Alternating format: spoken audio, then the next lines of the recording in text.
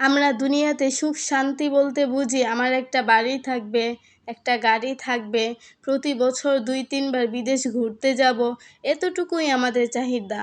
এতটুক হলেই আমরা আলহামদুলিল্লাহ। কিন্তু একবার ভেবে দেখেন, আপনি এই দুনিয়ার সুখ শান্তি কত বছর উপভোগ করতে পারবেন?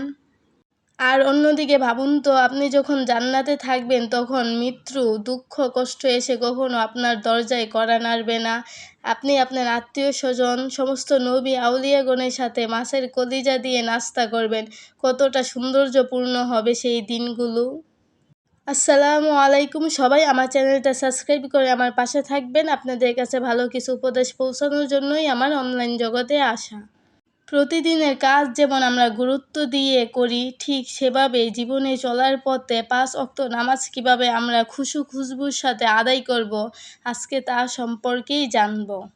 আমল ইবাদত করতে হিমশিম খাওয়া, মনের অস্থিরতার জন্য সালাতে মনোযোগ কমে যাওয়া, কিংবা বিভিন্ন পেরেশানির কারণে দিনের সকল আহকাম পালন করতে না পারা এক জিনিস, দিন থেকে ছিটকে যাওয়া, সালাত ছেড়ে দেওয়া ইত্যাদি সম্পূর্ণ অন্য জিনিস। প্রথম প্রকারের নিরাময় সহজ এবং ক্ষেত্রবিশেষে এটা আরও দুর্দান্তভাবে দিনে প্রবেশের পথ তৈরি করে।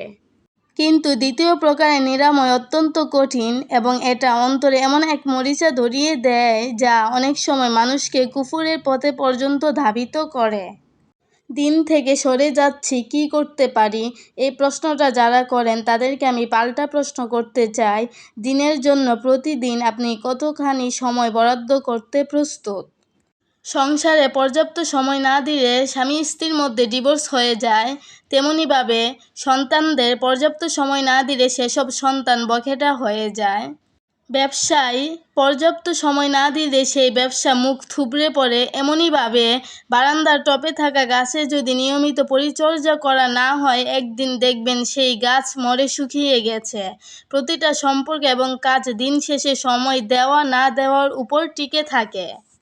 যে সম্পর্ক যত বেশি সময় দেওয়া হয়, সেই সম্পর্ক তত মজবুত। যে সন্তান বাবা মায়ের বেশি সময় পায়, বাবা মায়ের সাথে তার সম্পর্কের গভীরতাও তত বাড়ে। যে ব্যবসা যত বেশি সময় পায়, সেই ব্যবসা তত বেশি আলোর মুখ দেখে। এটাই পরীক্ষিত বাস্তবতা। দিনের বিষয়টাও এরকমই। আল্লাহ সুবহানাহু তাআলার জন্য যদি আপনি সময় বরাদ্দ না করেন, তিনি তার সময়ের সুতোকে আপনার জন্য গুটিয়ে নেবেন। আল্লাহ সুবহানাহু তাআলা যেখান থেকে সুতো গুটিয়ে ফেলেন, সেই হৃদয় হয়ে ওঠে অন্ধকারে অভয়ারণ্য।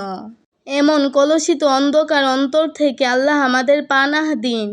আমাদেরকে তার দিনের জন্য পর্যাপ্ত সময় বরাদ্দ করার, তার সৃষ্টিরাজি নিয়ে নিয়মিত চিন্তা ভাবনা করার এবং তার সন্তুষ্টির জন্য নিয়মিত আমল ইবাদত করার তৌফিক দান করেন।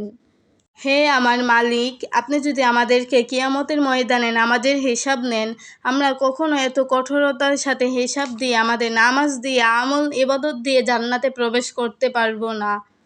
তাই আপনি আমাদেরকে দয়া করেন, দুনিয়া লোভ লালসা মোহ থেকে আমাদেরকে দূরে রাখেন। আপনার প্রতি আমাদের ভালোবাসা অন্তরের অন্তঃস্থল থেকে বাড়িয়ে দেন।